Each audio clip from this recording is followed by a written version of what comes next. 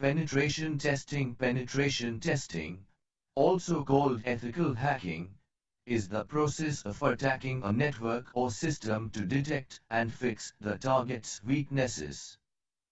Businesses are willing to shell out some cash in order to protect their systems from black hat hackers. Because of this, penetration testing serves as a profitable and exciting activity for ethical hackers. This chapter will teach you the basics of penetration testing. It will explain the core principles of pen testing and give you a list of tools that you must use. In addition, it will provide you with a step-by-step plan for conducting a penetration test. Penetration testing: the basics. A penetration tester tries to breach the defenses of his target without prior access to any username, password, or other related information. The tester will use his skills, tools, and knowledge to obtain data related to his target and prove the existence of vulnerabilities. When attacking a local network, a penetration test would be considered successful if the tester successfully collects confidential information. As you can see, penetration testing has a lot of similarities with malicious hacking. There are two major differences between these two: permission and the hacker's intentions. A tester has the permission to attack his target, and his main goal is to help his clients improve their digital security. In contrast, malicious hackers don't ask for the target's permission. They simply perform attacks in order to steal information, destroy networks, or attain other horrible goals. Often, a tester needs to attack his target as a basic user. He must enhance his access rights and/or collect information that other basic users cannot reach. Some clients want the tester to focus on a single vulnerability. In most cases, however, a tester must record each weakness that he will discover. The repeatability of the hacking process is important. Your clients won't believe your findings if you can't repeat what you did. The rules of penetration testing: remember that there's a fine line between penetration testing and malicious hacking. To make sure that you will not go over to the dark side, follow these simple rules. Focus on ethics. You should work as a professional. Consider your morals and personal principles. It doesn't matter whether you are attacking your own computer or testing a company's network. All of your activities must be aligned with your goals. Do not aim for any hidden agenda. As an ethical hacker, trustworthiness is your main asset. Never use client-related information for personal purposes. If you'll ignore this rule, you might find yourself behind bars. Respect privacy. Every piece of information that you'll collect during a penetration test is important. Never use that data to gather corporate details or spy on other people. If you have to share any information, talk to the authorized personnel. Don't crash any system. Inexperienced hackers usually crash their targets accidentally. This tendency results from poor planning and preparation. Most beginners don't even read the instructions that come with the tools they are using. Your system can experience DOS, denial of service, during a penetration test. This often happens when the hacker runs multiple tests simultaneously. It would be best if you'll wait for a test to finish before running another one. Don't assume that your target can survive your attacks without any form of damage. Important note: your goal is to help your clients in improving their digital security. The last thing you want to do is bring down their entire network while you are conducting a test. This event will ruin your reputation as a hacker. Secure permission: don't do anything on your target until you have written permission from your client. This document can protect you from nasty lawsuits or similar problems. Verbal authorization is not sufficient when performing hacking attacks. Remember, countries are implementing strict rules and penalties regarding activities related to hacking. Formulate a plan. A plan can boost your chances of succeeding. Hacking a system can be extremely complicated, especially when you are dealing with modern or unfamiliar systems. The last thing you want to do is launch an attack with unorganized thoughts and tricks. When creating a plan, you should specify your target as determine the risks, determine the schedule and deadline of your penetration test, specify the methods that you'll use, identify the information and access that you will have at the start of your test, specify the deliverables, the output that you'll submit to your client, focus on targets that are vulnerable or important. Once you have tested the heavyweights, the remaining part of the test will be quick and easy. Here are some targets that you can attack: mobile devices, e.g. smartphones, operating systems, firewalls, email servers, network infrastructure, workstations, computer programs, e.g. email clients. Routers. Important note: you should be extremely careful when choosing a hacking method. Consider the effects of that method and how your target will likely respond. For example, password crackers can lock out legitimate users from the system. This type of accident can be disastrous during business hours. Choose your tools. Kali Linux contains various hacking tools. If you are using that operating system, you won't need to download other programs for your penetration tests. However, Kali's large collection of tools can be daunting and/or confusing. You might have problems identifying the tools you need for each task that you must accomplish. Here are some of the most popular tools in Kali Linux.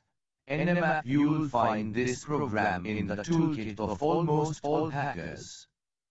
It is one of the most powerful tools that you can use when it comes to security auditing and network discovery. If you are a network administrator, you may also use Nmap in tracking host uptime, controlling the schedule of your service upgrades, and checking network inventory.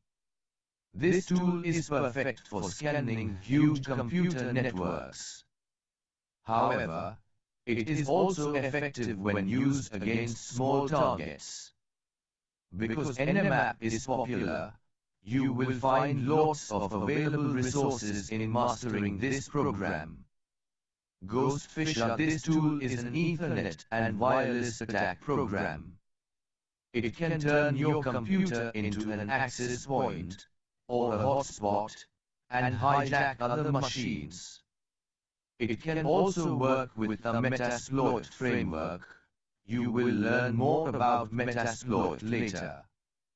Multi-teeth. With this program, you will see the threats that are present in your target's environment. Multi-teeth can show the seriousness and complications of different failure points. You will also discover the trust-based relationships inside the infrastructure of your target. This tool uses the internet to collect information about your target system and its users. Hackers use multi-go teeth to determine the relationships between domains, companies, phrases, files, people, net blocks, websites, IP addresses, affiliations. Wireshark. Many hackers consider this tool as the best analyzer for network protocols. It allows you to monitor all activities in a network. The major features of Wireshark are: it can capture data packets and perform offline analysis. It can perform VoIP, voice over Internet Protocol analysis. It has a user-friendly GUI, graphical user interface. It can export data to different file types, e.g. CSV, plain text, XML, etc. It can run on different operating systems, e.g. OS X, Linux, NetBSD, etc. Exploit. The term exploit is the abbreviation for exploit database. Basically, exploit is a collection of exploits, a program that exploits a target's vulnerability and the software they can run on. The main purpose of this database is to provide a comprehensive and up-to-date collection of exploits that computer researchers and penetration testers can use. You need to find vulnerability before attacking a target. And you need an exploit that works on the vulnerability you found. You'll spend days, or even weeks, just searching for potential weaknesses and creating effective exploits. With exploit, your tasks will become quick and easy. You just have to run a search for the operating system and/or program you want to attack, and exploit will give you all the information you need. AirCrackNG. This is a collection of tools that you can use to test Wi-Fi networks. With AirCrackNG, you can check the following aspects of wireless networks. Testing. You can use it to test your drivers and Wi-Fi cards. Attacking. Use AirCrackNG to perform packet injections against your targets. Cracking. This tool allows you to collect data packets and crack passwords. Monitoring. You may capture packets of data and save them as a text file. Then, you may use the resulting files with other hacking tools. Johnny. This tool is an open source GUI for John the Ripper, a well-known password cracker. It is possible to use JTR as is. However, Johnny can automate the tasks involved in cracking passwords. In addition, this GUI adds more functions to the JTR program. Implement your plan. Penetration testing requires persistence. You need to be patient while attacking your target. Sometimes, cracking a single password can take several days. Carefulness is also important. Protect the information you'll gather as much as you can. If other people will get their hands on your findings, your target will be in extreme danger. You don't have to search for potential hackers before running your test. If you can keep your activities private and secure, you are good to go. This principle is crucial during the transmission of your findings to your clients. If you have to send the information via email, you must encrypt it and set a password for it. You can divide the execution of an attack into 4 phases. 1. Collect information regarding your target. Google can help you with this task. 2. Trim down your options. If you conducted a successful research, you will have a lot of potential points of entry. You have limited time, so it would be impossible to check all of those entry points. Evaluate each system and choose the ones that seem vulnerable. 3. Use your tools to reduce your options further. You can use scanners and data packet collectors to find the best targets for your attack. 4. Conduct your attack and record your findings. Evaluate the results, analyze the data you collected. That data will help you in detecting network vulnerabilities and proving their existence. Knowledge plays an important role in this task. You will surely face some difficulties during your first few tries. However, things will become easy once you have gained the requisite knowledge and experience. Important note: create a written report regarding your findings. Share the data with your clients to prove that hiring you is one of the best decisions they made.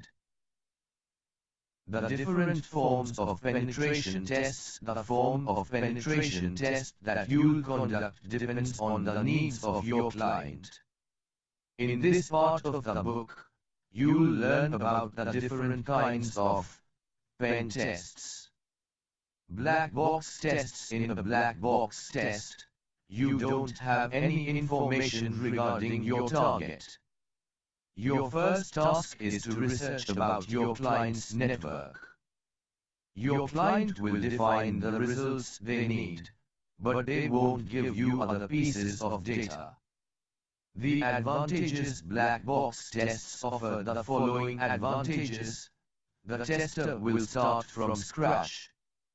Thus, he will act like a malicious hacker who wants to access a network. The tester will have higher chances of detecting conflicts in the network. The tester doesn't need to be an expert programmer. Unlike other types of pen tests, black box tests don't rely on ready-made scripts. The disadvantages of black box tests are: it can be time-consuming. It is extremely complex. The tester needs to spend time and effort in designing and launching an attack. White box tests. These tests are detailed and comprehensive, since the hacker has access to all the information related to his target. For example, the hacker can use the IP addresses and source codes of a network as basis for his attack. This form of test relies heavily on codes and programming skills. The main advantages of white box testing are: it makes sure that each module path is working properly. It makes sure that each logical decision is verified and comes with the right Boolean value. It allows the hacker to detect errors in scripts. It helps the hacker in identifying design flaws that result from conflicts between the target's logical flow and actual implementation. Gray box tests. Here, the hacker has access to some information regarding his target. You may think of a gray box test as a combination of black box and white box tests. The advantages: the hacker can perform the test even without using the network's source code. Thus, the penetration test is objective and non-intrusive. There will be minimal connection between the tester and the developer. The client doesn't need to supply every piece of information to the tester. Sharing private or sensitive information with an outsider is extremely risky, especially if that third party is skilled in attacking networks. Different facets of a penetration test. You can divide a penetration test into 3 facets, namely, Network penetration. This facet focuses on the physical attributes of your target. The main goal of this facet is to identify vulnerabilities, determine risks, and ensure the security of a network. As the hacker, you should search for flaws in the design, operation, or implementation of the network you are dealing with. You will probably hack modems, computers, and access devices in this part of the attack. Application penetration. In this facet, you will concentrate on the target's logical structure. It simulates hacking attacks to verify the effectiveness of the network's existing defenses. Application penetration usually requires hackers to test the firewall and/or monitoring mechanisms of their target. System workflows or responses. This facet focuses on how the organization's workflows and responses will change during an attack. It also involves the relationship of end users with their computers. During this, the penetration tester will know whether the members of the network can prevent malicious attacks. Manual and automated tests. Penetration testers divide tests into two categories: manual and automated. Manual tests rely on the skills of a white hat hacker. The tester has complete control over the process. If he makes a mistake, the entire penetration test can prove to be useless. Automated tests, on the other hand, don't need human intervention. Once the test runs, the computer will take care of everything, from selecting targets to recording the results. In this part of the book, you'll learn important information regarding these types of tests. You need to master this concept if you are serious about hacking. With this knowledge, you can easily determine the type of test that must be used in any situation. Manual penetration tests. You will run manual tests most of the time. Here, you will use your tools, skills, and knowledge to find the weaknesses of a network. Manual tests involve the following steps. Research. This step has a huge influence over the entire process. If you have a lot of information about your target, attacking it will be easy. You can conduct research using the internet. For example, you may look for specific information manually or run your hacking tools. Kali Linux has a wide range of tools that you can use in this reconnaissance phase. With Kali's built-in programs, you can easily collect data about your targets, e.g. hardware, software, database, plugins, etc. Assessment of weaknesses. Analyze the information you collected and identify the potential weaknesses of the target. Your knowledge and experience will help you in this task. Obviously, you need to work on the obvious weaknesses first. That's because these weaknesses attract black hat hackers. Exploitation. Now that you know the specific weaknesses of your target, you must perform an attack. You will exploit a weakness by attacking it with a hacking tool. Preparation and submission of output. Record all the information you gathered during the test. Arrange the data so that your clients can easily determine the next steps. Make sure that your report is clearly explained. Don't use jargon. White hat hackers divide manual penetration tests into the following categories. Comprehensive tests. This kind of test covers an entire network. A comprehensive test aims to determine the connections between the parts of a target. However, comprehensive tests are time-consuming and situational. Focus tests that belong to this category concentrate on a specific risk or vulnerability. Here, the hacker will use his skills in pinpointing and exploiting certain vulnerabilities in a network. Automated penetration tests. Automated tests are easy, fast, reliable and efficient. You can get detailed reports just by pressing a single button. The program will take care of everything on your behalf. In general, the programs used in this test are newbie-friendly. They don't require special skills or knowledge. If you can read and use the mouse, you are good to go. The most popular programs for automated tests are Metasploit, Nessus, and OpenVerse. Metasploit is a hacking framework that can launch attacks against any operating system. Hackers consider Metasploit as their primary weapon. Infrastructure tests. A computer system or network usually consists of multiple devices.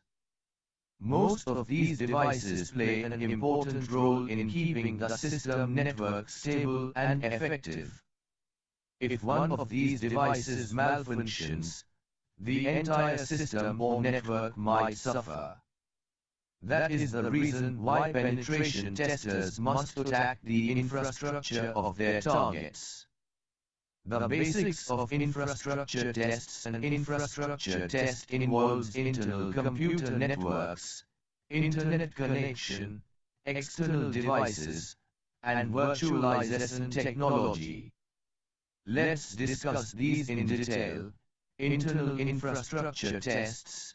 Hackers can take advantage of flaws in the internal security of a network. By testing the internal structure of a target, you will be able to identify and solve existing weaknesses. You will also prevent the members of the organization from attacking the structure from the inside. External infrastructure tests. These tests simulate black hat attacks.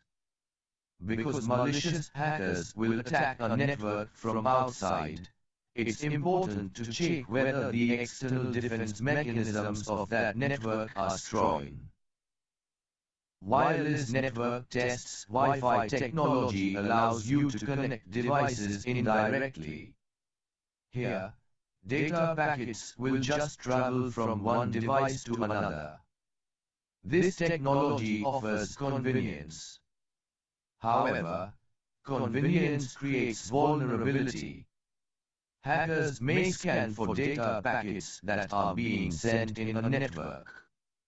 Once AirCrackNG, Wireshark, or similar tools obtain these data packets, the network will be prone to hacking attacks.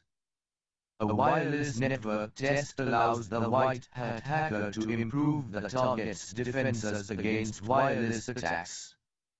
The tester may also use his findings to create guidelines for the network's end users. Virtualization and cloud infrastructure tests. Storing company-related information in third-party servers is extremely risky.